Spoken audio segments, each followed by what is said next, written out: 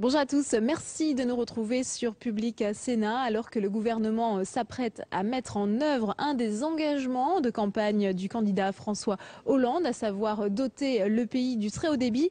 Les sénateurs vont débattre cet après-midi dans l'hémicycle du Sénat de la couverture numérique du territoire. Quel rôle les collectivités territoriales auront à jouer dans cet aménagement? C'est la question que vont poser les sénateurs à Fleur Pellerin, la ministre en charge de l'économie numérique. Alors sans plus tarder, direction l'hémicycle pour suivre ce débat. Bonne séance à tous.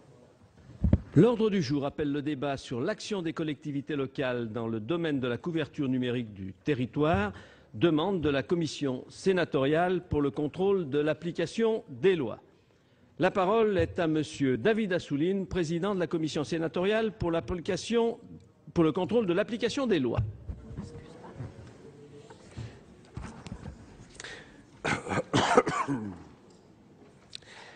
Monsieur le Président, Madame la Ministre, chers collègues, le débat thématique qui s'ouvre cet après-midi porte sur la couverture numérique du territoire, qui est à la fois un des enjeux majeurs de la compétitivité économique française, un élément fondamental de l'aménagement contemporain du territoire et, de plus en plus, un des vecteurs essentiels de la communication des idées et de la culture.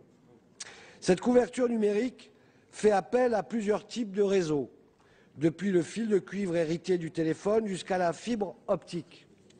Mais au cœur des préoccupations des pouvoirs publics, l'objectif essentiel est de généraliser l'accès au très haut débit, ou THD, indispensable pour tirer le meilleur parti des nouvelles technologies numériques.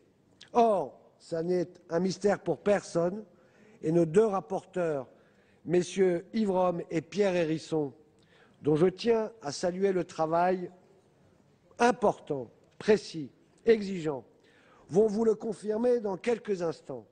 Cet accès au très haut débit est encore loin d'être à la hauteur des attentes et des ambitions affichées depuis des années.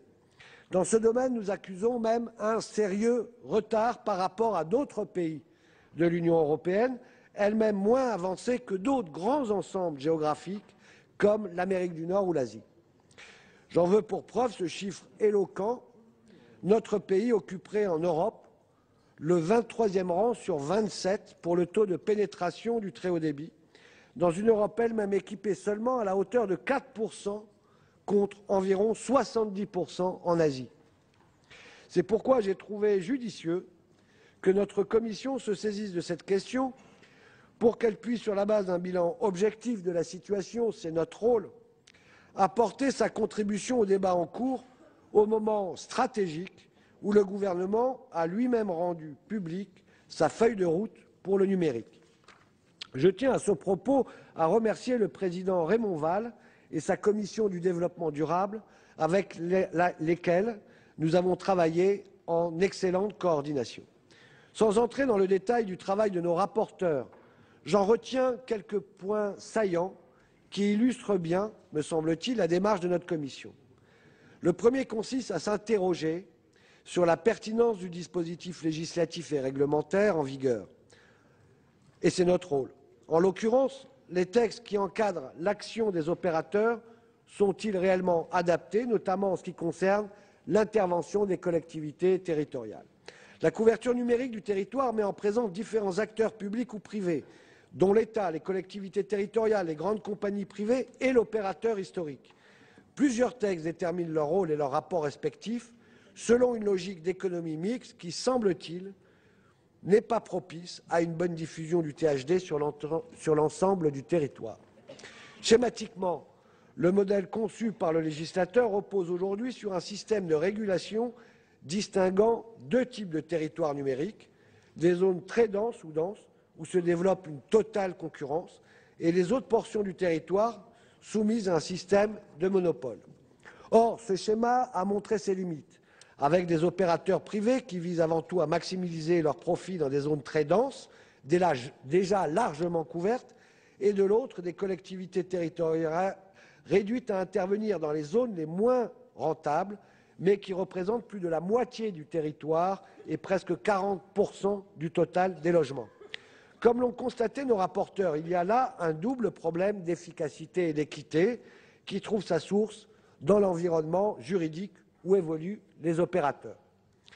Le second problème, qui est là, se retrouve dans l'application de nombreux autres textes, concerne les incertitudes sur les financements du système. En effet, un déploiement équitable du THD sur l'ensemble du territoire implique des moyens financiers considérables qui doivent être partagés entre les acteurs publics et les opérateurs privés.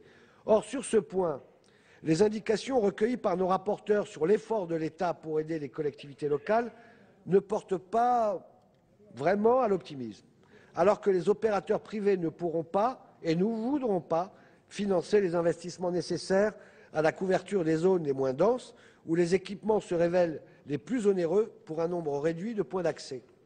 Les rapporteurs évoquent à ce propos un investissement poussif aggravé par certaines incohérences dans l'attribution des responsabilités. À quoi bon afficher des engagements ambitieux si les promesses butent sur l'absence de moyens? C'est souvent ce que nous rencontrons dans notre travail de commission de contrôle de l'application des lois. Cela risque de saper la confiance que nos compatriotes peuvent placer dans les textes et dans ceux qui les rédigent, nous-mêmes. Un troisième point sur lequel le président Val a appelé notre attention durant notre réunion de commission est celui du déficit d'information dont pâtissent les maires et les parlementaires sur les réseaux existants. C'est d'autant plus regrettable que bien souvent ces infrastructures ont été financées en partie sur fonds publics. On objecte que la divulgation de ces informations compromettrait le secret des affaires dans un contexte où les opérateurs se livrent à une âpre concurrence. Je pense néanmoins légitime que les collectivités territoriales soient en mesure d'obtenir toutes les informations dont elles ont besoin sur la cartographie des réseaux et des points d'accès qui desservent leur territoire, ne serait-ce que pour endiguer le départ de certaines de leurs entreprises qui se délocalisent faute d'accès au très haut débit. Au final, notre bilan de l'application des lois concernant l'action des collectivités territoriales pour la couverture numérique du territoire demeure assez réservé. Je parle de la législation existante. Il s'agit d'un bilan politiquement impartial fait par nos rapporteurs. En effet, dans cette commission, nous pratiquons depuis sa création une méthode avec deux rapporteurs étant issus l'un de la majorité et l'autre de l'opposition. Pourtant, leur diagnostic se rejoint pour constater que le scénario du succès reste à écrire. Madame la ministre, voyez dans cette analyse un encouragement. Compte tenu de la diversité des intérêts en présence, il est temps pour l'État d'assurer pleinement son rôle de régulateur. D'abord en adaptant une politique technologique plus claire, ensuite en définissant un cadre économique et financier mieux en adéquation avec l'objectif de cette politique et qui favorise l'innovation, enfin en assurant une coordination plus effective de tous les acteurs. Merci de votre attention. Merci, Monsieur le Président. La parole est à Monsieur Yves Romme, co-rapporteur de la Commission sénatoriale pour le contrôle de l'application des lois.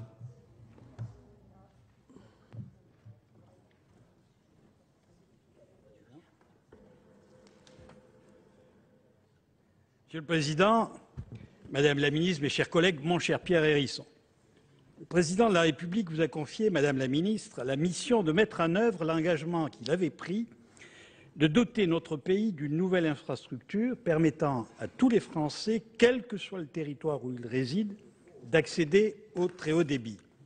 Cet engagement représente un enjeu politique fort, celui de l'égalité des opportunités offertes à chaque Français.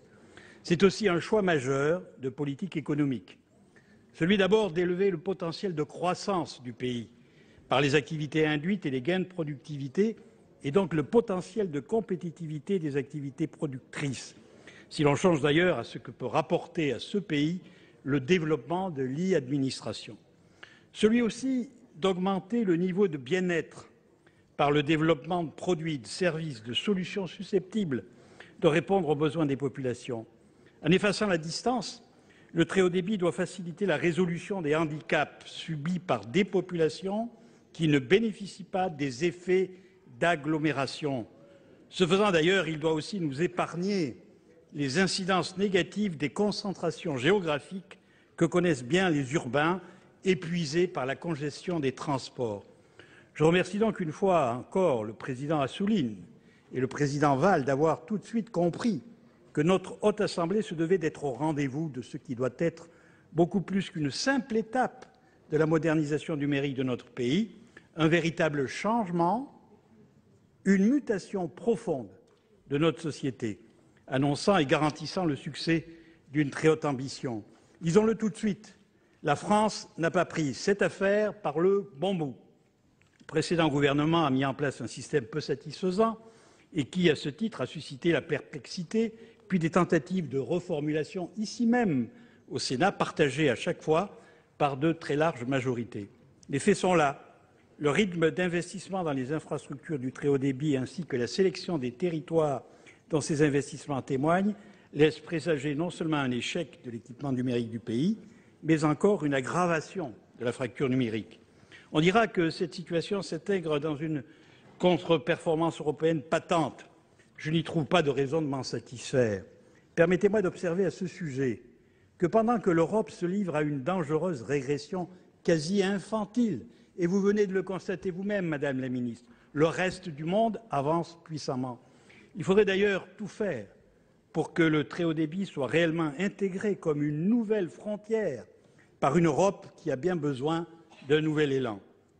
Pendant que vous précisiez, Madame la Ministre, ce qu'allait devenir la feuille de route, nous avons de notre côté voulu évaluer la cohérence entre le cadre du déploiement du très haut débit tel qu'il a été défini et les compétences ouvertes aux collectivités territoriales ou, si l'on est moins positif, mises à leur charge pour moderniser l'équipement numérique de notre pays. Je voudrais avant tout rappeler un point tout à fait essentiel. Le cadre qui valait pour le haut débit, innovation incrémentale par excellence, au coût de déploiement relativement modéré, est tout à fait inadapté pour le très haut débit, qui est une innovation radicale qu'il faut en quelque sorte arracher au terreau numérique. C'est pour avoir faim de ne pas le comprendre que le précédent gouvernement a entériné un cadre de régulation dont toutes les composantes recélaient la promesse d'un échec, doublé d'une fracture numérique qui venait s'ajouter aux fractures territoriales cruellement ressenties par les populations des territoires les moins denses de notre pays. Un cadre qui a en effet acté la séparation du territoire entre les zones d'intérêt commercial et les zones concédées aux collectivités territoriales, l'interdiction de l'accès à une péréquation de premier rang dans laquelle les collectivités territoriales auraient pu puiser les financements nécessaires à leur réseau d'initiative publique. Le choix, enfin, de la concurrence entre les opérateurs privés de l'écosystème numérique, atténué toutefois par de trop faibles outils de mutualisation. Un cadre qui a été la porte ouverte à la concentration des investissements sur quelques parties du territoire, à leur duplication et à des stratégies de marché excluant toute considération de l'objectif de la politique publique d'équipement numérique du pays. A contrario, Madame la Ministre, la feuille de route que vous avez conçue répond largement à la préoccupation de surmonter ces failles et de sortir du cercle de l'inertie dans lequel le très haut débit se trouvait. C'est une bonne nouvelle pour les collectivités territoriales, et il me plaît de le souligner. Donc vous devez savoir, Madame la Ministre, que sans rien devoir à l'État, elles sont prêtes à œuvrer pour répondre à la très forte et légitime demande sociale qui s'exprime à partir des besoins de nos concitoyens, mais aussi et surtout de nos entreprises. Nous sommes également rassurés par la réaffirmation de l'engagement financier de l'État annoncé par le président de la République lors de son déplacement en Auvergne. Il témoigne d'une fidélité dont nous ne doutions pas un seul instant à un engagement qui est un élément important de notre point de vue du pacte de croissance conclu au bénéfice du pays. Bien sûr, il faudra continuer à conduire une politique agile et j'y insiste, évolutive. L'obsolescence du réseau de cuivre devra être rapidement décidée et programmée. C'est une condition sine qua non du succès du très haut débit. Nous suivrons avec attention, bien entendu, l'expérimentation conduite à Palaiseau et nous attendons que ces résultats soient pleinement transparents. Nous serons également très attentifs aux travaux de la mission dont vous avez annoncé la création sur ce point et à laquelle il faut, j'y insiste, que le Parlement soit associé de près et je dirais de très près. Le basculement du cuivre vers la fibre doit être accompagné des mesures nécessaires pour que le statut d'opérateur des collectivités territoriales ne soit pas un handicap structurel pour leurs projets. Disons-le nettement, les collectivités territoriales sont sans aucun doute les investisseurs les plus disposés à contribuer à l'atteinte des ambitions d'une politique nationale d'équipement numérique. Il faut tout faire pour ne pas les décourager, ce qui veut dire qu'il faut, Madame la Ministre, les sécuriser et les aider. Nous attendons de la régulation qu'elle consolide les perspectives financières des investissements des collectivités. Le choix de la fibre, qui est le vôtre et qui répond aux vœux du Sénat, j'en suis sûr, devra se traduire par une définition très précise des situations où un panachage technologique s'avérera justifié car pratiquement nécessaire. Plus globalement, nous devons partir d'un objectif de vrai très haut débit et écarter la tentation de l'affadissement technologique tel que l'Europe vient de l'indiquer en fixant à 30 le niveau d'atteinte du très haut débit. Il y va, bien entendu, de la sobriété financière de l'équipement numérique à long terme. Il y va aussi de la cohérence du projet de la fibre pour tous et de la crédibilité de la politique industrielle qu'il implique. Le calibrage du financement public devra évoluer afin de tenir compte des investissements effectivement réalisés par les opérateurs privés. Nous tenons beaucoup, Madame la Ministre, à ce qu'ils tiennent pleinement compte de la nécessité d'apporter aux collectivités territoriales les ressources nécessaires à une égalité réelle des territoires. Les taux de subventionnement par l'État devront être modulés en conséquence afin que l'effort contributif des collectivités territoriales soit le plus égal possible. Il faut aussi envisager que les fonds publics consacrés par l'État au très haut débit doivent être mis à niveau. À ce stade, le bouclage financier de la feuille de route n'implique pas de mobilisation des prélèvements obligatoires. Mais il ne faut pas insulter l'avenir. Le rapport que nous avons proposé au Sénat envisage un certain nombre d'hypothèses qui procèdent de cet état d'esprit. On y trouve quelques pistes de financement qui pourront être utiles en cas de nécessité et je suis certain qu'il faudra les mettre en œuvre à un moment donné. Rappelons-nous que la France est sans doute le pays au monde où les tarifs des abonnements numériques sont les plus bas au monde. Sachant vérifier que le surplus du consommateur engendré par la concurrence tarifaire est durable et qu'il ne se paie pas par des retards dans le rythme d'investissement, comme on peut en observer. N'oublions pas que les passagers clandestins des infrastructures du net existent aussi bien que ceux des maisons d'édition et qu'en plus, ils sont fréquemment localisés dans des zones fiscales que l'exemple chypriote devrait nous inciter à ramener à la raison. Madame la Ministre, vous avez commencé de donner une vraie substance à notre préconisation d'un retour de l'État stratège. N'oubliez pas que celui-ci a plus de responsabilités que de prérogatives et qu'en particulier, il lui faut concilier une légitime préoccupation de cohérence et des libertés locales, sans lesquelles le formidable dynamisme des collectivités risquerait d'être étouffé. Plutôt que de nous contraindre, de nous engoncer dans des cadres conçus dans les bureaux parisiens, Madame la Ministre, libérez-nous. Monsieur le Président, j'en aurais terminé en remerciant la Conférence des présidents d'avoir inscrit ce débat à notre ordre du jour et en formulant le souhait que notre Haute Assemblée puisse persévérer de façon continue l'exercice de son rôle de conseil de surveillance de la politique publique qui doit nous permettre de rejoindre la frontière technologique du très haut débit et plus largement du numérique en tous ses aspects. Je vous remercie de votre attention. Merci, monsieur le rapporteur. La parole est à monsieur Pierre Hérisson, co-rapporteur de la commission sénatoriale pour le contrôle de l'application des lois.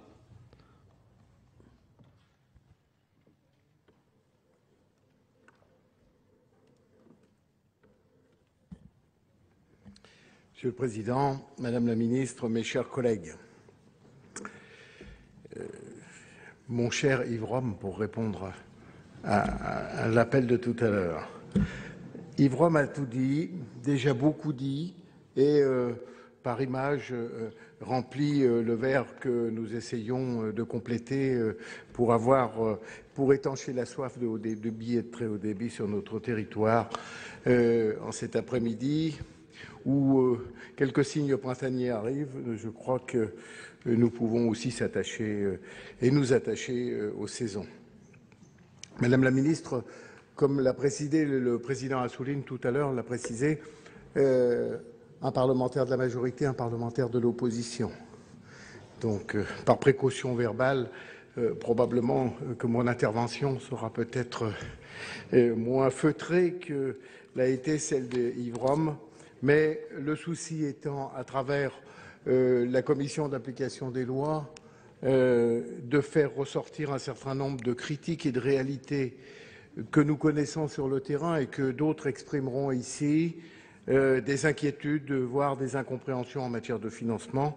Tel est le sens de mon propos. Le précédent président de la République avait fixé l'ambition de doter les Français du très haut débit à un horizon de 2025. Le candidat François Hollande a fait un peu de surenchère et raccourci le terme à 2022. Campagne électorale oblige, je ne ferai pas plus de commentaires sur ce point. Je crois que, pourtant, le slogan « Le très haut débit pour tous » se révèle déjà une forme de pavillon de complaisance, peut-être, sous lequel peuvent naviguer bien des réalités. Pour ceux qui croyaient qu'il s'agissait de leur ouvrir l'accès à un débit minimal de 100 mégabits seconde, il va falloir déchanter. Vous n'avez pas été pour rien dans cette croyance, Madame la Ministre, en répétant à l'envi qu'avec le très haut débit, il s'agissait de la fibre pour tous. Déjà, l'ARCEP avait abaissé sa norme de référence en adoptant un critère de 30 mégabits. Dès connue la position de la Commission européenne qui n'a cessé de réduire et de diminuer, en passant par la case 50, la définition du très haut débit, première observation sur laquelle nous pouvons tous nous rejoindre et pour lequel il faut contester. Nous ne pouvons pas accepter, alors que vous revenez, Madame la Ministre, d'un pays qui vous est cher, où on parle en gigas. Je crois que nous discuter aujourd'hui de 20, 30, 40, 50 mégabits seconde, nous sommes véritablement décalés par rapport à la réalité de ce que peut représenter l'avenir. Néanmoins, cette norme n'apparaisse comme un sommet inaccessible. Pour nos compatriotes vivant en dehors des agglomérations, il nous faudra rapidement clarifier vos choix technologiques et la géographie de leur diffusion. Clarification indispensable pour les collectivités territoriales qui doivent être mises à même de mettre en œuvre des projets réalistes, mais aussi des projets sécurisés, et c'est bien là un des deux problèmes. Je suis personnellement favorable à un panachage technologique clair qui, pour s'inscrire dans la perspective d'une ambition de débit élevé, me semble imposé par le bon sens et le souci d'économie des deniers publics. Nous y reviendrons dans quelques instants. Mais je suis aussi attaché, comme Yves Rome, à ce que l'État ne laisse pas les collectivités territoriales prendre des risques inconsidérés.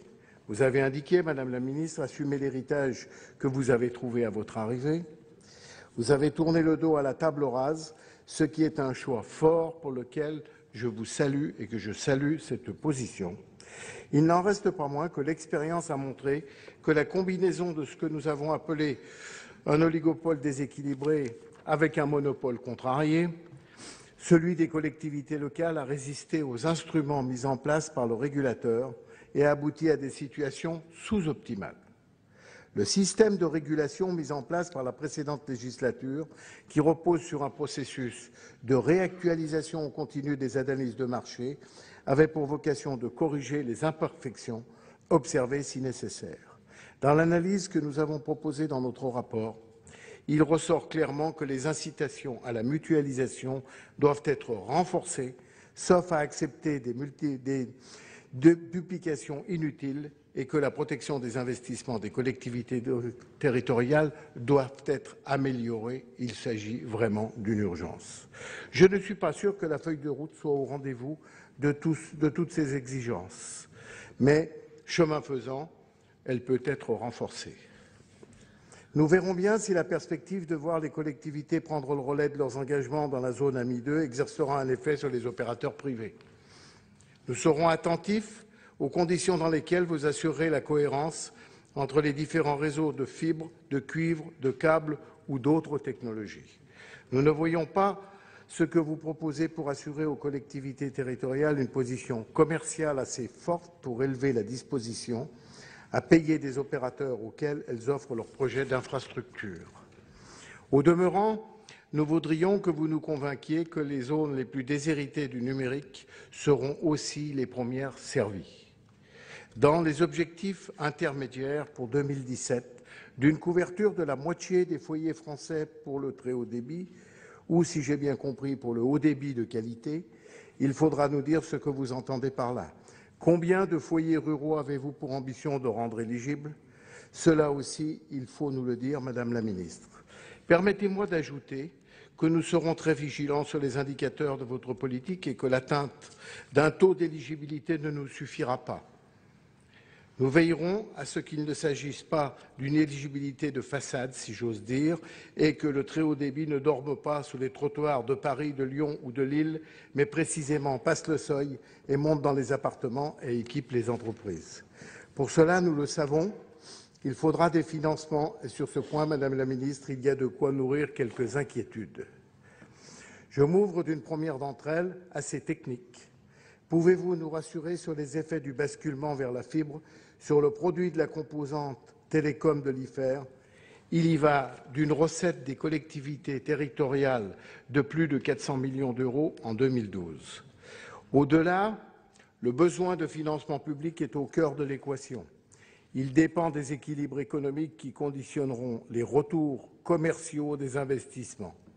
Incidemment, je relève l'intérêt qui s'attacherait à ce qu'ailleurs, comme pour la question qui nous occupe, se développe une réflexion de fond sur la contribution des réformes structurelles à la résolution de notre contrainte financière. Cela étant dit, je m'interroge sur le cadrage financier que vous nous avez présenté. Respecte-t-il les obligations concurrentielles européennes? Comme vous le savez, l'estimation du coût du déploiement du très haut débit varie considérablement. Se fonder sur un chiffre de 20 milliards d'euros, comme vous le faites, implique des choix technologiques qui écartent la mise à disposition de la fibre pour une proportion élevée de nos concitoyens. Je vous serai reconnaissant de nous préciser quel est le taux d'éligibilité à la fibre que vous visez réellement en nous donnant toutes les informations nécessaires pour que, territoire par territoire, nous soyons informés de votre cible. Par ailleurs, il faut considérer que nos concitoyens auront individuellement assumé le financement du dernier segment de raccordement. Et comment concilierez-vous ce choix avec un principe d'égalisation du pouvoir d'achat du très haut débit? Qui assumera le coût de l'extinction du cuivre, Madame la Ministre? Avez-vous quelques estimations de la perte d'actifs que cela représente pour l'opérateur historique? Incluez-vous ce coût dans les 20 milliards? Je crains que non. Enfin, que ferez-vous si les 14 milliards que vous escomptez voir les opérateurs privés investir dans la nouvelle infrastructure ne sont pas engagés? La feuille de route évoque la prise de relais par les collectivités territoriales, certes aidées par l'État. À quel niveau? Sans doute répondrez-vous qu'il ne s'agit que d'une éventualité, mais votre devoir est de gouverner, donc de prévoir, et vous avez déjà envisagé que si des plaisantes éventualités se présentent, puisque vous le savez, le projet de budget européen a littéralement déserté le champ du numérique. Dans les 8 milliards d'abattements de crédit sur 9 milliards projetés, il nous reste 1 milliard. Et on en parle bien peu. Combien de pertes de ressources pour les réseaux d'intérêt public élaborés en France? Que ferez-vous pour compenser ce manque de financement? C'est une question essentielle. Avant de conclure, je voudrais, Monsieur le Président, remercier à mon tour la Conférence des présidents d'avoir inscrit ce débat à notre ordre du jour. Ce faisant, nous poursuivons dans le chemin de mon excellent collègue Yves Rome, avec, bien entendu, sous la présidence de M. Assouline, avec qui j'ai eu un véritable grand plaisir à travailler sur le très haut débit, à souhaiter que le Sénat continue d'emprunter le chemin qui fait de notre haute assemblée, mieux encore que la chambre où l'on contrôle l'application des lois, celle où l'indispensable évaluation des politiques publiques se fait au service et dans la dignité démocratique de notre pays. Et finalement, pour le bien public, je vous remercie. Merci, monsieur le rapporteur. Dans la suite du débat, la parole est à monsieur Hervé Moret pour le groupe UDI-UC.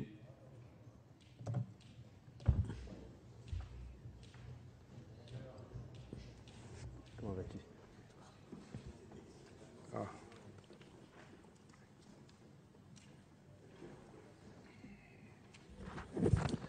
Monsieur le Président, Madame la Ministre, mes chers collègues, permettez-moi tout d'abord de saluer le travail de nos collègues Pierre Hérisson et Yves Rome. Je souscris à une grande partie de ce qui a été dit, y compris par le Président Assouline, un peu moins sur l'aspect feuille de route du gouvernement, mais j'aurai l'occasion d'y revenir. Le rapport de messieurs Rome et Hérisson s'inscrit dans la tradition sénatoriale qui fait de notre Assemblée, chargée de représenter les territoires, un acteur majeur du combat pour le numérique. Je rappellerai le rôle du Sénat dans la possibilité reconnue dès 2004 aux collectivités d'intervenir dans le domaine du numérique. Je rappellerai la proposition de loi de notre collègue Pintat qui a donné lieu à la loi contre la fracture numérique, loi de 2009, qui a créé le Fonds d'aménagement numérique du territoire, fonds qui est toujours sans fond. Et dans le prolongement de cette loi, j'avais été chargé d'un rapport remis au Premier ministre en 2010 qui s'intitulait « Réussir le déploiement du très haut débit, une nécessité pour la France » et qui proposait des pistes pour alimenter ce fonds. Quelques mois plus tard, la Commission de l'économie, du développement durable et de l'aménagement du territoire adoptait à l'unanimité un rapport que je présentais et qui s'intitulait « Aménagement numérique du territoire », passer de la parole aux actes, qui dressait un constat très lucide et sans aucune complaisance à l'égard de la situation de la France en matière de numérique et qui proposait, au travers de 33 mesures, des solutions pour y remédier. Et c'est justement pour passer de la parole aux actes qu'avec mon collègue Philippe Leroy, nous avons, quelques mois plus tard, déposé une proposition de loi qui a été adoptée à une large majorité de cette Assemblée, avec le concours de mes collègues du groupe socialiste, que je remercie à nouveau. Cette proposition de loi, qui reprenait les conclusions de ce rapport, avait notamment pour objectif de garantir un véritable haut débit pour tous à 2 mégabits seconde à partir du 31 décembre 2013 et à 5 mégabits seconde à partir du 31 décembre 2015, parce que parler de très haut débit, c'est bien, mais quand on en parle à des territoires qui n'ont même pas de haut débit, c'est indécent. Cette proposition de loi avait également pour objectif de redéfinir les critères de couverture mobile de téléphonie mobile, puisqu'aujourd'hui, un certain nombre de territoires sont censés être couverts par la téléphonie mobile et, dans les faits, ne le sont pas. Et puis, de modifier le programme national très haut débit en rééquilibrant la relation entre les opérateurs et les collectivités locales au profit de celles-ci, puisque nous en convenions tous à l'époque, en tout cas, il y a un déséquilibre flagrant dans la relation opérateur-collectivité locale, puisque les opérateurs, finalement, sont totalement maîtres du jeu. Ils vont là où ils veulent. Ils ne sont absolument pas tenus par leurs déclarations selon lesquelles ils vont déployer sur un territoire. Mais en revanche, le seul fait d'annoncer qu'ils déploieront sur un territoire prive les collectivités de ce droit au déploiement. Et c'est ainsi qu'il y a aujourd'hui à peu près 3 600 communes qui sont gelées. À l'époque, mon collègue Yves Rome trouvait que nous n'étions pas allés assez loin. Mais depuis, il a évolué. Peu après ce vote, un nouveau président a été élu. un nouveau gouvernement est entré en fonction, et naïvement, je me suis dit, le changement, c'est maintenant. Et c'est dans cet état d'esprit, Madame la Ministre, que vous avez bien voulu me recevoir au mois de juin, et c'est dans cet état d'esprit que je vous ai dit que je soutiendrai toutes les mesures que vous pourriez prendre et qui iraient dans la bonne direction, parce que je considère qu'en la matière, il faut savoir dépasser les clivages politiques et que l'intérêt général en matière d'aménagement numérique du territoire doit primer sur toute autre considération. Je dois dire que mes illusions ont été de courte durée et la manière dont a été examinée la proposition de loi sénatoriale à l'Assemblée nationale le 22 novembre dernier a définitivement sonné le glas de mes illusions, puisque vous avez eu à l'égard du travail sénatorial, Madame la Ministre, des mots extrêmement durs. Vous avez qualifié notre proposition de loi, je vous cite, d'idéologique et court-termiste. Vous avez jugé que les mesures que nous avions adoptées à la quasi-unanimité du Sénat étaient inutiles, inefficaces et posaient des problèmes de constitutionnalité. Et vous avez également dit que le texte était sous-dimensionné et décalé. Bel hommage rendu au travail du Sénat.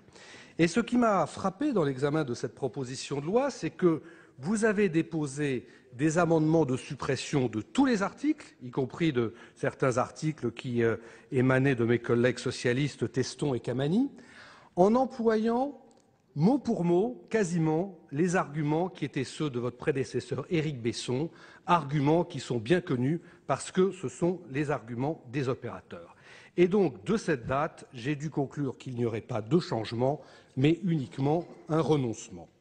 Et la suite des événements m'a malheureusement confirmé cette analyse.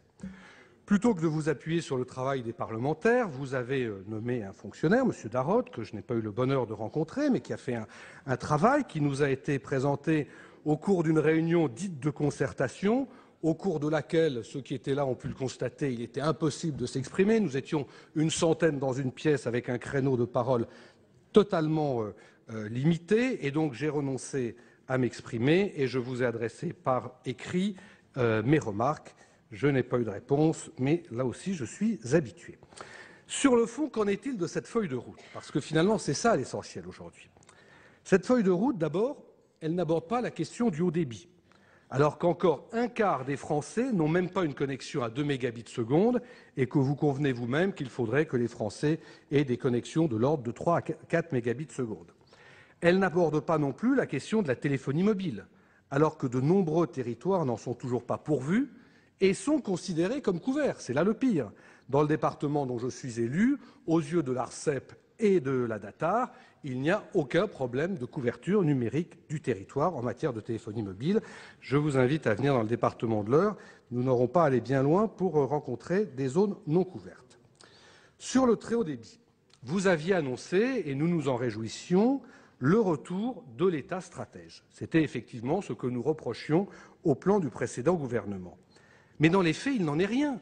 Vous vous contentez de créer une série de comités. Alors, il y a un comité très technique, c'est très bien, il était dans notre proposition de loi. Il y a un observatoire, c'est peut-être bien. Il y a des comités locaux, c'est totalement inutile, voire négatif. Mais pour le reste, l'État ne retrouve aucun pouvoir.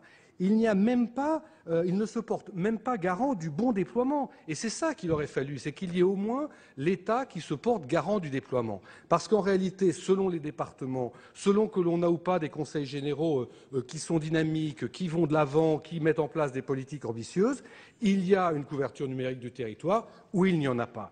Et donc, dans les années qui viennent, la fracture numérique ne fera que s'accentuer. Et sur le rééquilibrage entre opérateurs et collectivités locales, vous envisagez certes la contractualisation que vous aviez condamnée à l'Assemblée nationale, mais sans vouloir que le non-respect de cette contractualisation soit sanctionné. Et dès lors que la contractualisation, ou plutôt son non-respect, n'est pas sanctionné, eh bien la contractualisation devient sans effet. Vous n'évoquez pas non plus la possibilité de projets intégrés, qui est pourtant demandé par les collectivités locales pour pouvoir faire une péréquation entre les territoires rentables et ceux qui ne le sont pas, alors que l'autorité de la concurrence a dit que c'était possible. Dans le même esprit, vous réaffirmez la primauté de la fibre et nous nous en réjouissons, mais vous distinguez bien le très haut débit objectif 2022 de la fibre à terme, sans que l'on sache ce que cela veut dire, mais le fait de différencier l'objectif 2022 de la fibre à terme montre bien que les choses ne sont pas aussi claires que vous le dites. Enfin, pour ne pas être trop long, puisque le temps m'est compté, sur le financement, le flou est absolu, et mon collègue Hérisson l'a dit en termes plus choisis que moi.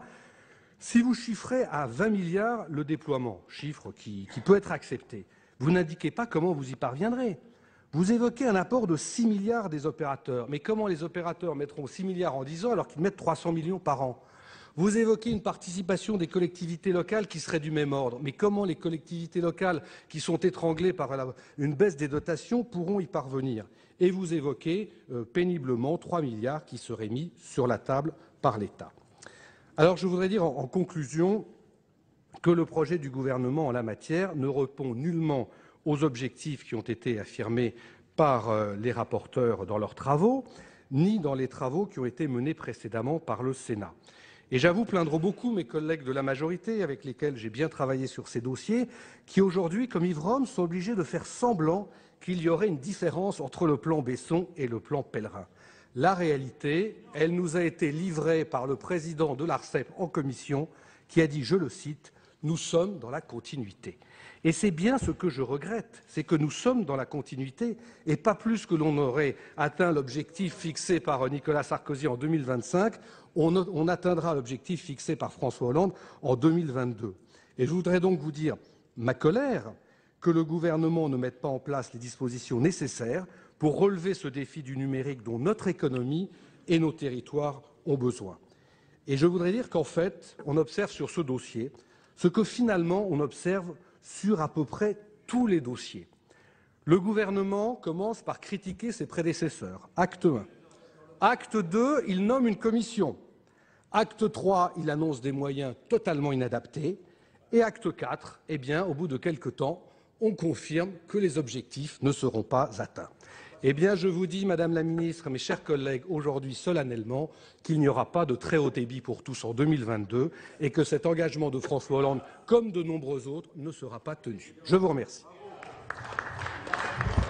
Merci, mon cher collègue. La parole est à Monsieur Stéphane Mazard pour le groupe RDSE.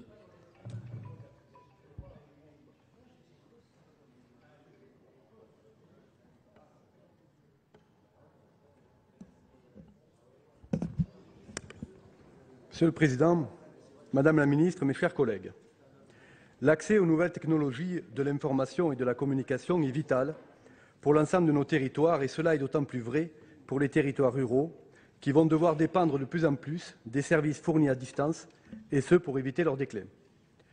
Je remercie mes collègues Yves Rome et Pierre Hérisson pour la qualité de leur rapport qui nous permet d'avoir ce débat au sein de cet hémicycle, le Sénat, assemblée représentante des collectivités territoriales et des territoires. Nous entendons parfois des comparaisons entre le déploiement du très haut débit en France ou en Europe et les avancées impressionnantes des pays émergents. Cependant, nous ne pouvons pas comparer des pays qui avaient peu d'infrastructures câblées au départ et des pays industrialisés qui vont devoir opérer le basculement du cuivre à la fibre. Au lieu de regretter et de regarder de manière figée le retard perdu, de répéter que la France n'occupe que la 23e place de l'Union européenne en taux de pénétration du très haut débit, nous devons nous tourner vers l'avenir et planifier dès à présent le déploiement accéléré de la fibre, sans compromettre toutefois les possibilités d'évolution futures sur lesquelles il faut rester attentif, notamment en ce qui concerne les technologies non filaires. Si nous pouvons constater que les usages sont multiples aujourd'hui, ceux de demain seront infinis et créeront des besoins croissants en débit descendant et encore plus en débit montant. Les entreprises le savent et conditionnent d'ailleurs déjà le choix de leur implantation à la qualité de la bande passante. C'est donc un enjeu important d'aménagement de notre territoire. Les salariés de ces mêmes entreprises, de plus en plus nomades, organisent des visioconférences à plusieurs interlocuteurs, tout en échangeant des données importantes et en procédant à de lourdes sauvegardes. C'est donc un devoir pour les autorités publiques de leur proposer aujourd'hui les instruments indispensables à leur compétitivité. Le haut débit, grande révolution des années 2000, encore suffisant pour le particulier, est devenu déjà obsolète pour la plupart des entreprises. Où en serons-nous dans les 10 prochaines années, avec l'usage accru des visioconférences, du télétravail, de l'éducation à distance. Les échanges doivent devenir fluides. C'est l'attractivité même de la France qui est en jeu et l'accès à Internet est encore bien insuffisant au regard des évolutions économiques et sociétales en cours et à venir. À de nombreuses reprises, dans cet hémicycle, nous avons déploré l'absence d'infrastructures de transport dans les espaces ruraux. Or, il est évident que l'accès au très haut débit pourrait participer à leur désenclavement. Aujourd'hui, des entreprises qui pourraient venir s'installer sur certains territoires portent leur regard ailleurs, faute d'infrastructures. Les citoyens qui pourraient venir vivre également sur ces territoires tirent un trait sur des projets de vie. Pourtant, l'accès au numérique représente une diminution des déplacements, une réduction des émissions de gaz à effet de serre, une meilleure répartition de la population sur le territoire national, une meilleure visibilité de nos entreprises à l'étranger. Mes chers collègues, le numérique concentre l'espoir de nos concitoyens et de nos entreprises. Et en dépit de tous les efforts péniblement fournis par les collectivités territoriales, les opérateurs refusent tout déploiement en raison du manque de rentabilité, car il est plus coûteux de les irriguer en fibre optique. Les collectivités n'ont pas eu le choix que de se saisir et de pallier à l'absence d'investissement privé et de réelles stratégies de la part de l'État. Il convient à ce titre de féliciter les initiatives locales auxquelles l'État se permet constamment de demander des efforts financiers alors que les collectivités maîtrisaient la gestion publique bien avant que l'État n'ait pris l'initiative de réduire ses propres dépenses. Le numérique en est un parfait exemple. Le président de la République a eu raison de se saisir rapidement du problème en instaurant une mission sur le très haut débit et dont la feuille de route a été présentée au mois de février dernier. L'État doit enfin prendre en main l'aménagement du territoire et renforcer la coordination des actions locales pour assurer une cohérence au niveau national.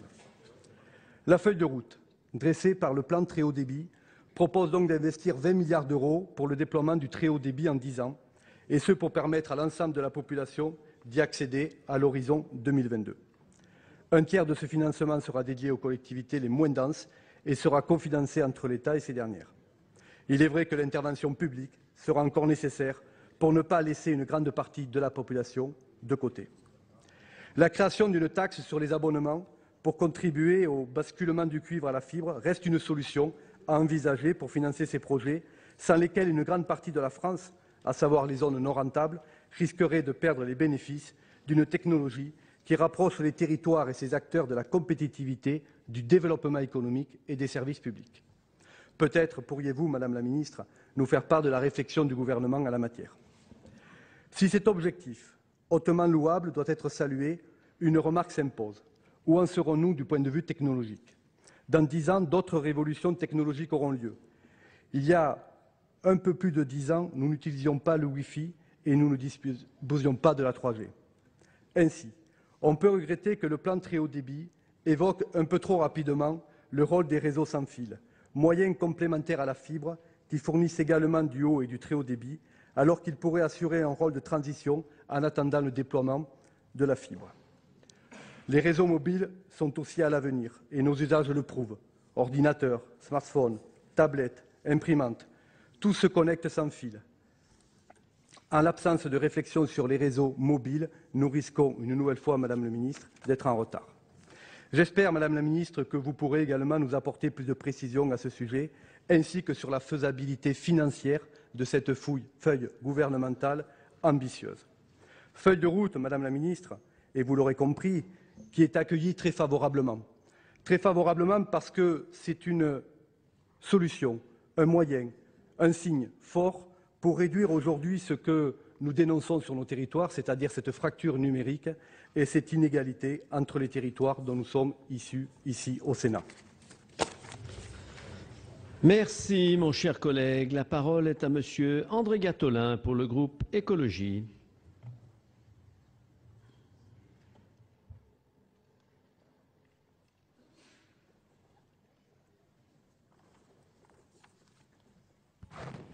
Monsieur le Président, Madame la Ministre, mes chers collègues, permettez-moi en premier lieu de saluer le travail de mes collègues Yves Rome et Pierre Hérisson. Et puisque l'heure, même au Sénat, est aux anglicismes, je dirais que ce double play gagnant de rapporteurs a remarquablement mis en lumière les blocages et les difficultés se rapportant au déploiement du très haut débit en France. Le plan établi sous le quinquennat du précédent gouvernement se fixait comme objectif de couvrir l'intégralité des foyers en THD d'ici à 2025. Nous en sommes très loin, puisqu'actuellement, seuls 2 millions de logements sont raccordés en fibre optique. Notre retard par rapport aux autres pays de l'Union européenne est sérieux, d'autant que les territoires aujourd'hui équipés dans notre pays sont concentrés dans les zones les plus urbanisées. Face à ce constat, le groupe écologiste suit avec attention les orientations stratégiques qui ont été affichées par le président de la République à Clermont-Ferrand le 20 février dernier.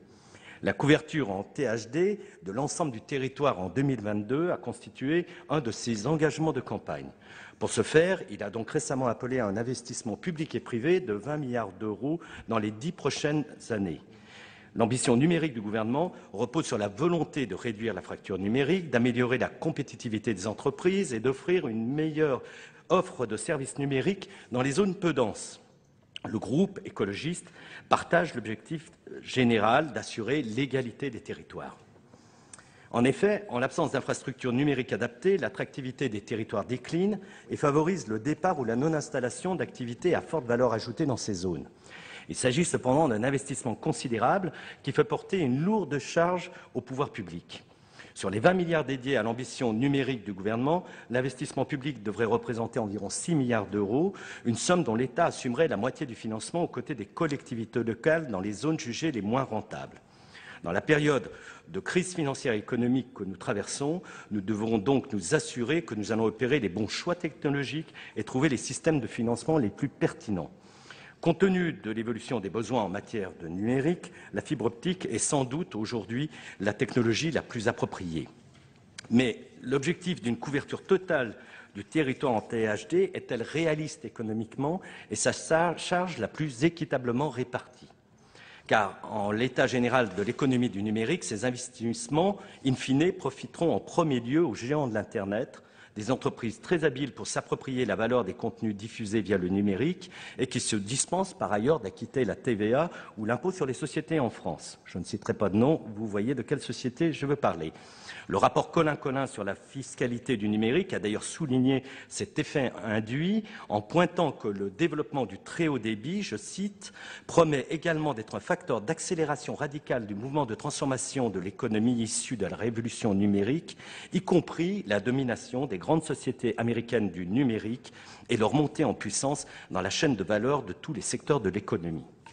Par ailleurs, si la couverture en haut débit du pays est essentielle pour lutter contre la fracture territoriale et contre la fracture numérique, elle ne se solutionne cependant pas à elle seule ces questions. Les inégalités en matière d'accès et surtout d'usage du numérique ne se réduisent pas en effet à une simple question de tuyaux. Il existe aussi des disparités très fortes en matière de qualité des équipements personnels et familiaux et des coûts d'accès à certaines informations ou à certains logiciels. Des disparités existent aussi dans le domaine de la protection et de la sécurisation des données personnelles ou professionnelles, ainsi qu'en matière d'intensité d'usage et de nature d'utilisation du numérique. Concernant la fracture territoriale, notre vaste et beau pays n'est malheureusement pas en proie qu'aux seules disparités liées à un accès très inégal aux infrastructures numériques. Loin de moi, évidemment, l'idée de minimiser leur importance et le rôle qu'elles joueront demain pour la compétitivité de la France et la revitalisation économique de ces territoires. Mais cette question de la fracture numérique territoriale ne doit pas être isolée de la question plus large de la disparition ou de la rationalisation excessive de certains services publics, de la fermeture des commerces, de la raréfaction des activités sociales sur des zones immenses de notre territoire. Il faut donc, en matière de fracture territoriale, réfléchir globalement, c'est-à-dire en termes d'écosystème, et ne pas se focaliser exclusivement sur la question de l'aménagement numérique. Car, il ne faut pas se le cacher, quand la ressource est rare et les besoins nombreux et variés, nous devons procéder à des arbitrages complexes, budgétaires et financiers notamment, afin de ne pas déshabiller Paul pour habiller Jacques. Quand je vois l'investissement que le Conseil territorial de Saint-Pierre-et-Miquelon vient d'engager pour l'aménagement numérique du petit archipel, je me demande si une meilleure desserte en transport, une forte amélioration des infrastructures sanitaires et éducatives n'auraient pas dû être tout aussi prioritaires. La question est donc à la fois stratégique et financière. Elle nécessite d'abord d'avoir une idée précise de combien coûtera réellement l'aménagement global du pays en THD. On parle aujourd'hui de 20 milliards d'euros. On parlait de 30 milliards, voire davantage, il y a encore quelques mois. Une étude précise sur ce sujet devrait prochainement être rendue publique. Nous l'attendons avec une grande impatience. Dans ce contexte, les écologistes seront particulièrement attentifs à ce que les grands opérateurs privés participent pleinement et largement au financement des tuyaux numériques dont ils seront les premiers bénéficiaires. On le voit aujourd'hui, les intérêts de l'opérateur historique France Télécom Orange dans la valorisation de son patrimoine du réseau cuivre ADSL entravent les investissements nécessaires. Il est donc urgent d'obtenir la plus grande transparence sur la réalité des réseaux très haut débit construits à ce jour et sur les conditions ou les projets d'extension à ces réseaux. Transparence également sur les conditions d'attribution des aides du FSN aux collectivités territoriales pour la réalisation des réseaux d'initiative publique. En conclusion, le groupe écologiste réaffirme son soutien à un développement harmonieux des territoires sur le plan numérique. Mais il s'inquiète de la mise en place d'une logique qui reviendrait, comme souvent, à privatiser les bénéfices d'une telle opération et à en socialiser les pertes. Les écologistes en appellent donc à un autre modèle, celui du service public local. Les collectivités locales doivent être en responsabilité sur l'intégralité de leur territoire, contrôler la qualité, les tarifs, les investissements, les conditions d'accès dans le respect des principes du service public, égalité, neutralité, continuité, comme c'est le cas pour tous les autres réseaux collectifs, notamment l'eau et l'électricité. Les réseaux de télécommunications doivent être conçus comme une infrastructure publique et mutualisée sur la base de laquelle les opérateurs organiseront les services. Les prérequis techniques et juridiques à cette organisation sont en place. Il faut maintenant la volonté de les activer. Je vous remercie. Merci, Monsieur Gattolin. Monsieur Jean-François Husson, pour la réunion des sénateurs non inscrits.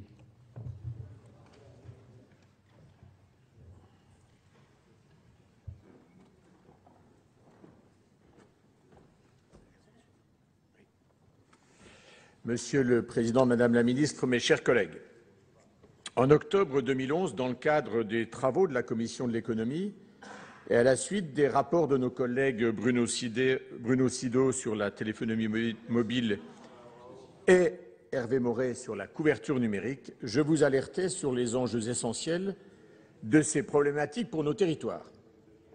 Ces enjeux sont devenus plus prégnants, nous invitant plus que jamais à l'action. Cette action, Madame la Ministre, je vous invite à la conduire avec beaucoup de pragmatisme pour la rendre applicable et efficace. L'approche à cet égard retenue par l'Institut Montaigne dans son récent rapport proposant un New Deal pour le numérique qui incite, je cite, à repenser l'économie et la société grâce au numérique me paraît pertinente, y compris pour le cadre d'action et le rôle dévolu aux collectivités locales. Sur le diagnostic, le constat est quelque peu cruel pour notre pays qui accuse en effet un certain retard. Retard dû à la conjugaison d'un faible niveau d'investissement dans le numérique, 1,7% du PIB alors que c'est 2,5 à 3% aux États-Unis, à un nombre insuffisant de business angels et d'incubateurs, à des aides trop dispersées et à des pôles de compétitivité en surnombre. Nous devons aujourd'hui rattraper ce retard pour permettre au numérique de contribuer plus fortement à la croissance et à la création d'emplois, dans notre pays bien sûr. Mais nous devons aussi être conscients du fait que ce rattrapage doit s'opérer alors que nous sommes dans un contexte de fortes contraintes budgétaires qui dictent donc des solutions pratiques, originales et peu onéreuses pour nos finances publiques. L'État a en cette matière, indéniablement un rôle stratégique. L'État doit d'abord être celui qui organise les infrastructures. C'est un préalable nécessaire au déploiement du numérique et prioritairement de la fibre, technologie la plus performante et aussi la mieux acceptée par nos concitoyens. Sur les préconisations, il me semble que l'État est aussi le premier acteur à montrer l'exemple, en lien d'ailleurs avec les collectivités locales. Notre administration doit ainsi poursuivre sa révolution numérique et commencer à ouvrir ses données pour permettre le développement de nouvelles applications et de nouveaux business models. Et je rappelle, Madame la Ministre, que la couverture numérique haut débit et demain très haut débit est une condition primordiale au développement économique, éducatif et culturel des territoires. Cet aménagement numérique des territoires est aujourd'hui la première priorité demandée par les collectivités territoriales, au premier rang desquelles les communes. Il est donc indispensable pour conforter l'attractivité économique et donner de nouvelles perspectives de développement aux territoires ruraux comme aux villes et agglomérations. Car c'est bien de cet aménagement que dépendent l'efficacité des services publics et des entreprises, la performance de nos établissements d'enseignement, de santé, mais aussi l'accès à la connaissance et à l'information. Dans mon département, en Meurthe-et-Moselle, au-delà d'un engagement financier important de plus de 70 millions d'euros, les recettes attachées à la commercialisation du réseau restent faibles et menacent l'équilibre même du budget lié au partenariat public-privé. À cet égard, que peuvent attendre les élus locaux du Fonds national pour la société numérique, Madame la Ministre? Je dirai un mot de la couverture téléphonie mobile, qui au fil du temps prend un vrai et un certain retard, et c'est un autre volet de l'enjeu d'infrastructure du numérique pour nos collectivités. Là encore, Madame la Ministre, la persistance de zones blanches, dont la définition est manifestement aujourd'hui trop restrictive dans nos territoires, n'est plus acceptable. Alors que le déploiement de la 4G va débuter en 2014 dans les zones les plus défavorisées, il nous revient, Madame la Ministre, sous la responsabilité de l'État, avec les collectivités locales, de pouvoir conduire un véritable plan d'ensemble qui puisse apporter de la cohérence aux différents calendriers et aux différentes technologies utilisées sur le territoire national. Enfin, pour que le traitement du patient, si j'ose le mot, soit efficace, il doit reposer sur une thérapie ciblée. Peut-être conviendrait-il, plutôt que de nous éparpiller comme nous en avons une fâcheuse tendance, que nous acceptions de concentrer nos efforts sur des domaines très spécialisés du numérique, dans lesquels nous avons une réelle touche française, comme, pour utiliser un terme français, l'informatique en nuage et les technologies mobiles. Songeons au tout petit pays qu'est Taïwan, qui, grâce à une politique volontariste et des investissements de masse, s'est hissé en quelques années au rang de leader mondial des semi-conducteurs. Les enjeux sont trop importants pour notre économie, mais aussi et surtout pour les populations fracturées, pour qu'on se saisisse de la chance du numérique pour assurer enfin l'équité territoriale. Je tenais, Monsieur le Président, Madame la Ministre et mes chers collègues, à vous faire part de ces quelques éléments de réflexion, en espérant que les réponses du gouvernement seront de nature à nous rassurer sur l'avenir du numérique dans notre territoire national et sur tout notre territoire national. Merci, mon cher collègue. La parole est à Madame Mireille Schurch pour le groupe CRC.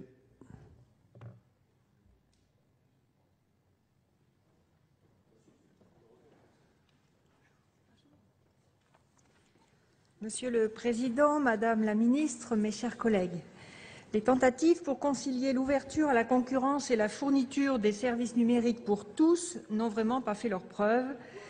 C'est le deuxième rapport en 2 ans, sans compter l'avis du Conseil économique et social qui dresse ce constat. La France accuse toujours un retard. Je salue le travail réalisé par mes collègues Yves Rome et Pierre Hérisson, qui nous permet donc d'avoir ce débat extrêmement important pour nos territoires dans notre Assemblée. À la première fracture que nous connaissons tous en termes d'accès au réseau, s'en ajoute une deuxième aujourd'hui en termes de débit.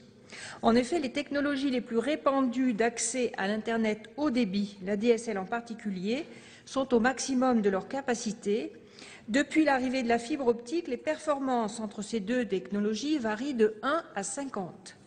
S'il existe bien sûr d'autres techniques que celles du fibrage, notamment la montée en puissance sur le cuivre et les réseaux mobiles 4G, nous partageons l'idée que le fibrage constitue l'investissement d'avenir à réaliser, et j'y reviendrai.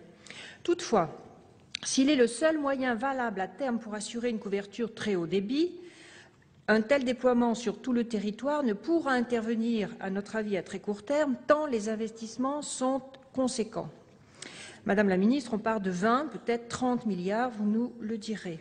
C'est pourquoi nous pensons qu'il est aussi nécessaire de maintenir un emploi raisonné et raisonnable de technologies que d'aucuns qualifient de palliatives, pour ne pas laisser se creuser encore l'écart entre les territoires. En effet, aujourd'hui, encore 1,7% des foyers n'ont pas accès à la DSL, 600 000 foyers n'ont pas accès à plus de 512 kilobits. Cette situation pose de manière accrue la nécessité de reconnaître l'accès à un débit minimum pour tous comme élément du service public ou service universel.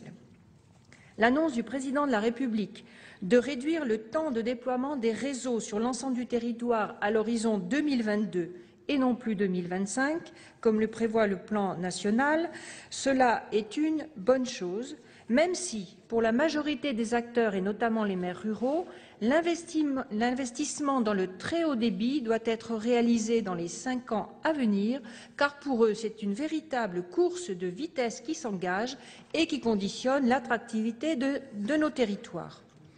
Toutefois, la question du financement d'une telle ambition reste entière. Le déploiement de ces nouveaux réseaux représente plus de 20 milliards d'euros d'investissement. Vous nous avez annoncé, Madame la Ministre, 3 milliards d'aide de l'État. Pouvez-vous nous préciser votre cadrage financier? Et comment financer la charge restante par les collectivités territoriales?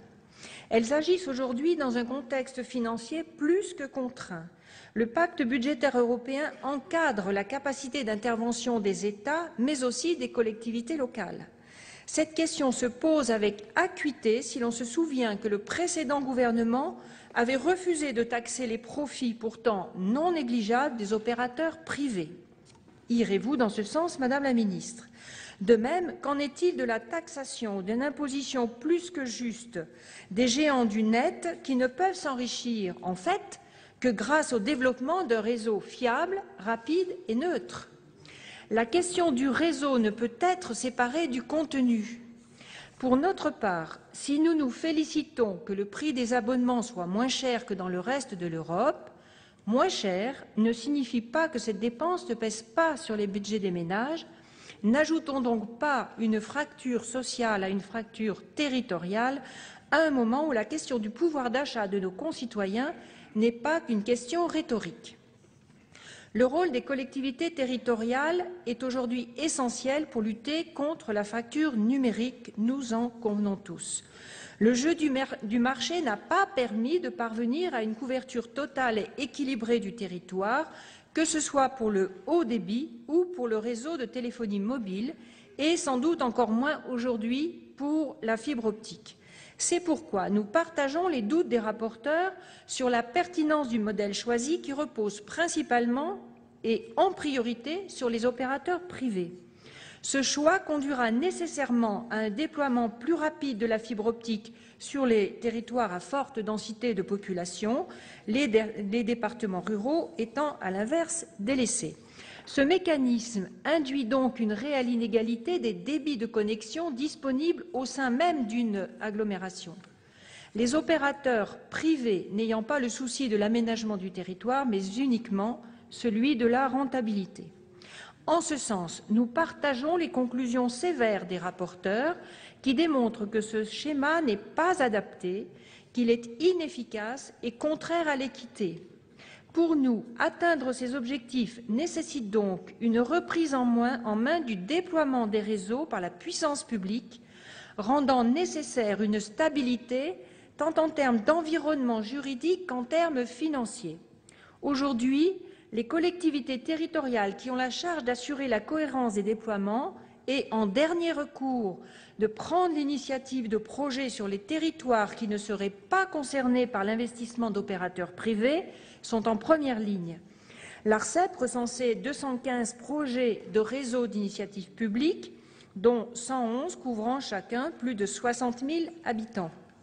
À cet égard, l'Auvergne fait figure de premier de la classe, Madame la Ministre, et vous le savez bien.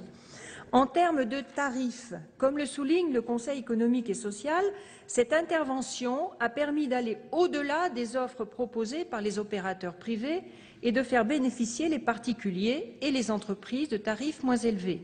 Pourtant, l'action des collectivités territoriales reste contrainte, d'une part par la priorité donnée aux opérateurs à déployer leurs offres dans les zones rentables, mais aussi par l'impossibilité d'intervenir dans ces zones. Ainsi, les opérateurs privés peuvent aller là où ils veulent, et comme l'a dit mon collègue Hervé Maurey à l'instant, geler même la situation par leurs annonces de déploiement. Cela nuit considérablement à l'organisation d'une véritable péréquation. De plus, l'action des collectivités territoriales est encadrée par une législation multiple, nationale et européenne, complexe. Leur action ne s'inscrit pas dans l'anticipation, mais seulement dans la réaction à une situation de retard, ce qui ne leur permet pas de porter une stratégie pérenne de long terme. Enfin, concernant l'aide de l'État portant sur l'établissement d'un réseau par un opérateur privé, de nombreuses collectivités souhaitent être associées au processus de décision. Elles se positionneraient ainsi dans un véritable rôle de codécision des politiques publiques nationales à l'échelle locale. Nous prônons donc la pertinence d'un opérateur de réseau unique ayant la capacité de procéder à un aménagement progressif de l'ensemble du territoire. L'application de règles complexes et la présence de multiples acteurs ne permettent pas, à notre avis, d'avoir une vue globale du secteur numérique. La mise en place de réseaux publics est préférable à l'octroi de subventions à des opérateurs privés porteurs de leur seul intérêt individuel. C'est nécessaire si l'on veut éviter les gâchis dus à la concurrence, notamment dans les zones rentables, où d'ailleurs se superposent pléthore de réseaux. Les milliards de profits du secteur démontrent qu'une autre répartition des richesses favorable à l'investissement productif est possible et permettrait un financement propre des infrastructures de réseau.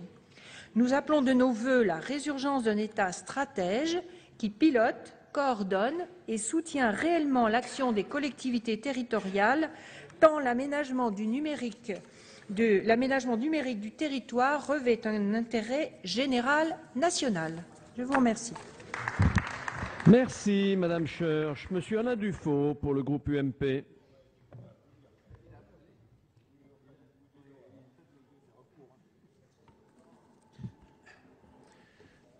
Monsieur le Président, Madame la Ministre, mes chers collègues, il est vrai que le numérique fait désormais partie intégrante de notre vie. Plus aucune action ne peut être réalisée en faisant fi de cet outil devenu essentiel, voire structurant pour notre économie. Et ce positionnement central de l'activité numérique a donc désormais un impact plus qu'important sur l'aménagement de nos territoires, le choix de l'implantation des entreprises et le maintien de nos populations. En effet, notre mode de vie appelle un besoin accru d'accès à Internet avec un débit toujours plus important pour échanger les données, pour communiquer. Or, alors même que la France avait su franchir la barrière du haut débit en disposant d'une couverture extrêmement satisfaisante, doublée de tarifs parmi les plus bas d'Europe, elle se trouve, c'est vrai aujourd'hui, dans l'obligation de s'adapter au virage du très haut débit qui nécessite, il faut bien le dire, des investissements colossaux. Les capacités financières des collectivités territoriales étant, ça a été dit mais il faut le rappeler, très affaiblies, il est plus qu'évident que l'apport des entreprises privées du secteur est essentiel. En effet, la coopération collectivité-opérateur apparaît bien désormais comme la composante stratégique de tous les projets. Il faut effectivement mutualiser, et si possible par le biais de la contractualisation.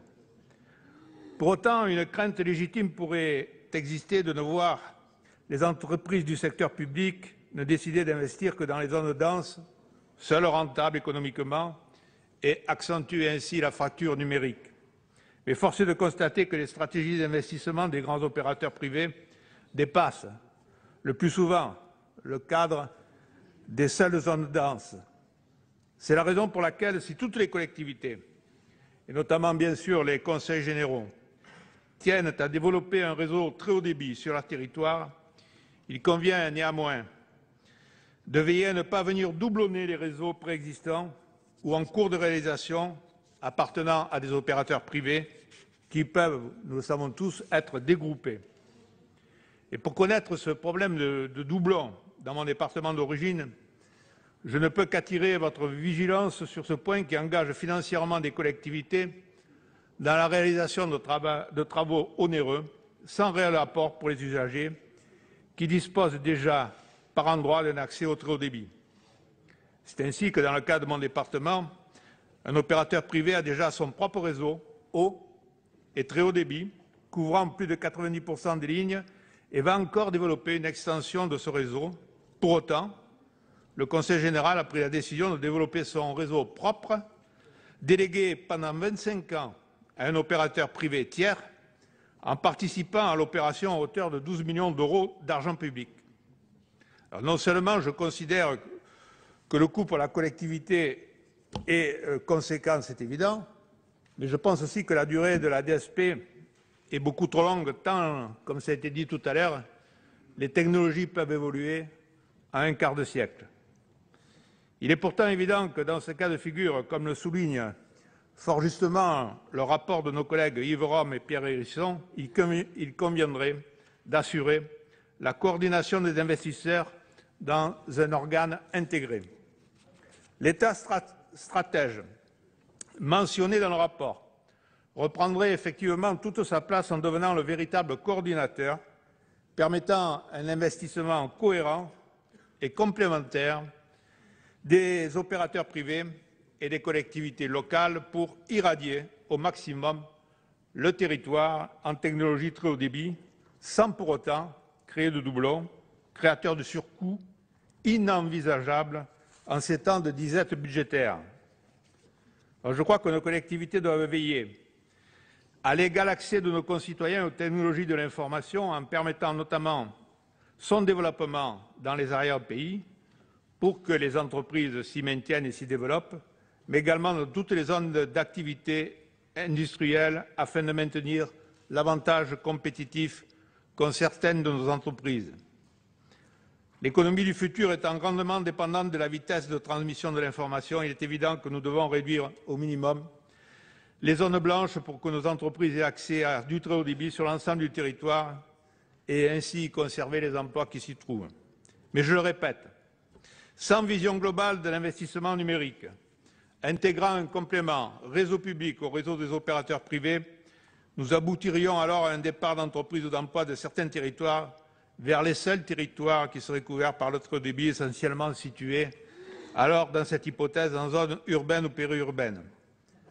Ainsi, et ce sera ma conclusion, je considère comme grandement nécessaire que l'État soit l'acteur prioritaire du dossier pour coordonner les investisseurs et les investissements. Et l'idée d'un établissement public ad hoc chargé de cette mission peut donc être une bonne chose à la condition, sine qua non, qu'il soit réellement opérationnel, que les collectivités territoriales soient associées à ce comité de pilotage national et que l'État puisse effectivement réellement intervenir si besoin en était. Je vous remercie. Merci, Monsieur Dufaux. La parole est à Monsieur Michel Teston pour le groupe socialiste.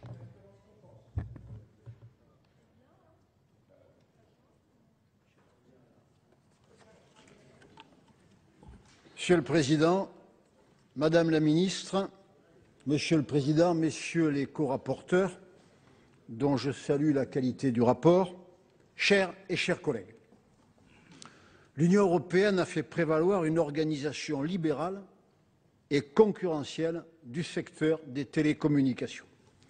Ainsi, les monopoles en place dans la plupart des services de télécommunications ont été supprimés et le service universel n'a pu être instauré que pour la téléphonie fixe. Le principe de liberté d'établissement des réseaux interdit aux États membres d'accorder des droits exclusifs pour l'exploitation de réseaux de communications électroniques. Un opérateur ne peut donc être contraint à se déployer sur une zone, même peu rentable. Il est également impossible de lui en interdire l'accès. Quant aux aides d'État, déjà largement contraintes, elles ont été de plus en plus strictement encadrées, alors que les énormes besoins de financement pour réaliser de nouveaux réseaux auraient dû conduire à un assouplissement des conditions de l'intervention publique. Lors de la mise en place du plan national très haut débit, le gouvernement Fillon a appliqué à la lettre ces dispositions très libérales. Ce plan fait la part trop belle aux opérateurs privés, au détriment des collectivités locales, cantonnées dans les zones peu denses. En outre, les opérateurs privés peuvent ne pas réaliser les investissements sur lesquels ils se sont engagés dans les zones AMI, ne pas encourir de sanctions pour cela et bloquer ainsi tout investissement des collectivités locales. Si l'on ajoute le fait que le fonds d'aménagement numérique du territoire n'a jamais été alimenté, ceci explique que les projets de déploiement portés par les collectivités se soient certes développés. Je citerai Ardèche Drôme numérique, bien sûr, mais les projets ne sont pas aussi nombreux que souhaité. Dans ce contexte peu favorable aux initiatives des collectivités en matière d'aménagement numérique, on comprend que les avancées en ce sens adoptées par le Parlement français, je cite l'article L. 1425-1 du Code général des collectivités territoriales, ou encore diverses dispositions de la proposition de loi Penta, n'aient pas eu tous les effets escomptés. Il convenait de remettre l'ouvrage sur le métier. Je salue donc le pragmatisme et la justesse de la méthode retenue par le gouvernement pour élaborer la feuille de route pour le très haut débit. Non seulement il reprend la main, mais il se pose en garant de la bonne coordination des initiatives publiques et privées, plaçant ainsi les différents opérateurs sur un pied d'égalité, avec l'objectif stratégique d'assurer la complémentarité des moyens pour couvrir le territoire. L'action des collectivités locales en matière d'aménagement numérique du territoire est ainsi confortée principalement par deux signaux forts.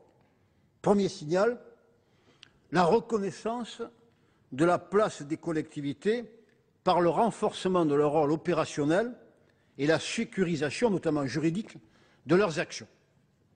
La nouvelle coordination proposée en matière de planification locale va permettre une meilleure coopération entre collectivités sur une zone donnée et ainsi offrir des marchés cohérents et de taille correcte aux opérateurs. En plus des schémas directeurs territoriaux d'aménagement numérique qui sont conservés, des conventions de programmation et de suivi des déploiements vont être mises en place. Leur négociation devrait être l'occasion d'un dialogue entre collectivités et opérateurs. Ce nouvel outil sera un gage de visibilité en fixant des engagements précis de programmation de déploiement avec un calendrier pour chaque phase et des suivis détaillés d'exécution des travaux. Les défaillances éventuelles de l'opérateur relèveront d'engagements contractuels dont le préfet fera respecter l'application, tout comme l'opérateur pourra mettre en avant le manque d'engagement éventuel d'une collectivité pour faciliter le déploiement. Pour satisfaire aux nécessaires besoins de coordination et de cohérence du développement des réseaux, un observatoire des déploiements géré par un futur EPIC permettra d'évaluer et d'analyser la mise en œuvre des projets.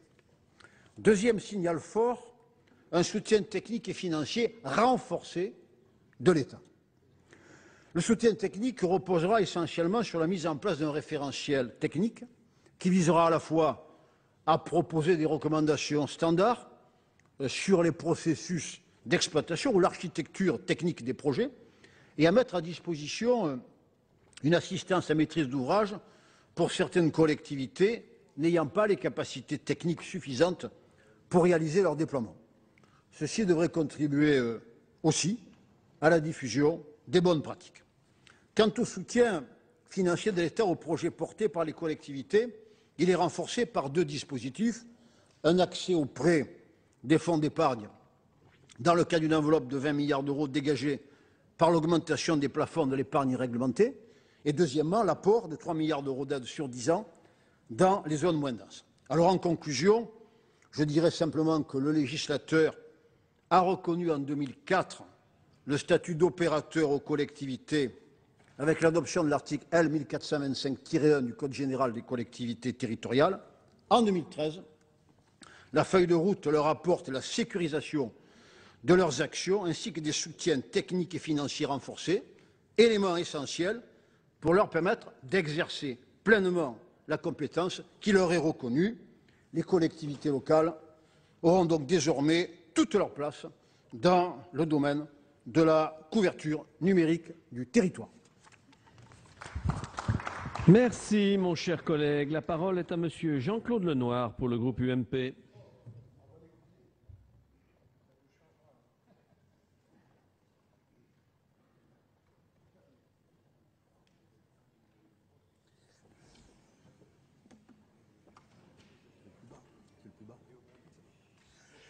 Bien, Monsieur le Président, Madame la Ministre, mes chers collègues, cette nuit j'ai fait un rêve.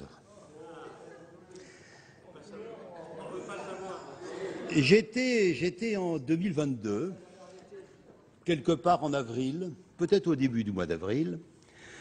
J'étais à la veille des élections sénatoriales qui peut-être allaient me conduire pour une troisième fois dans la Haute Assemblée. Et autour de moi, le bonheur était partagé. Tout le monde avait le très haut débit. Représentant un territoire rural, je m'émerveillais de voir qu'au fin fond des chemins ruraux, des personnes qui, en 2012-2013, réclamaient le très haut débit l'avaient depuis déjà un certain temps, utilisé des équipements très sophistiqués. Les enfants partageaient leur temps entre les cours dispensés dans l'école, mais aussi devant des écrans de télévision qui, grâce à des ministres particulièrement audacieux dans le domaine de l'éducation nationale, leur fournissaient des programmes exactement adaptés à leur époque. Bref, le bonheur était total. Et puis, je me suis réveillé. Je me suis réveillé ce matin plutôt de bonne humeur, parce que le rêve me poursuivait. Et voulant préparer mon intervention dans ce débat, j'ai commencé à reprendre mes notes. J'ai retrouvé des interventions qui dataient d'il y a simplement quelques semaines. Nous avons eu une table ronde au sein de la Commission des affaires économiques. J'ai relu les interventions des uns et des autres. Et là, je dois dire que le rêve a brutalement cessé. Il a cessé parce qu'est apparu clairement ce que ressentent quantité de personnes dans ce territoire, la fracture. Fracture numérique qui est en fait une fracture, on le sait, territoriale, géographique, et puis également fracture sociale. Je suis ici, Madame la Ministre, dans un esprit qui est empreint d'abord de réalisme, de pragmatisme, conscient que tout ce qui a été fait avant n'était pas excellent, convaincu que les meilleures intentions sont exprimées ici à cette tribune par des collègues qui appartiennent à des groupes parlementaires qui ne sont pas les miens, mais je rejoins encore plus facilement ceux qui en sont membres ou qui en sont proches. Mais je dois dire ici que je suis le porte-parole, comme d'autres l'ont été ou ont l'ambition de l'être, des laissés pour compte, et qui ne supportent plus ce discours lénifiant qui consiste à faire croire que le très haut débit, d'abord, la plupart des Français l'ont. Certes, quelques pourcents de la population devraient encore attendre quelques années. Soyons réalistes, et dans tous les territoires. Des fois, j'entends « Ah, mais tel département est moins bien servi qu'un autre ». La plupart des départements comportent des zones déficientes, ce qu'on appelle des zones blanches. Et puis tout ça est accentué par les difficultés que l'on a à avoir accès au réseau de téléphonie mobile.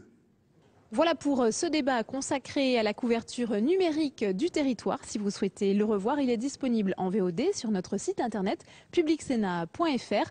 À suivre l'émission politique de la rédaction de Public Sénat, Preuve par 3, qui reçoit aujourd'hui Dominique Bertinotti, la ministre de la Famille, alors que le Sénat entamera l'examen du projet de loi ouvrant le mariage aux personnes de même sexe dès jeudi à partir de 16h. Bonne soirée à tous.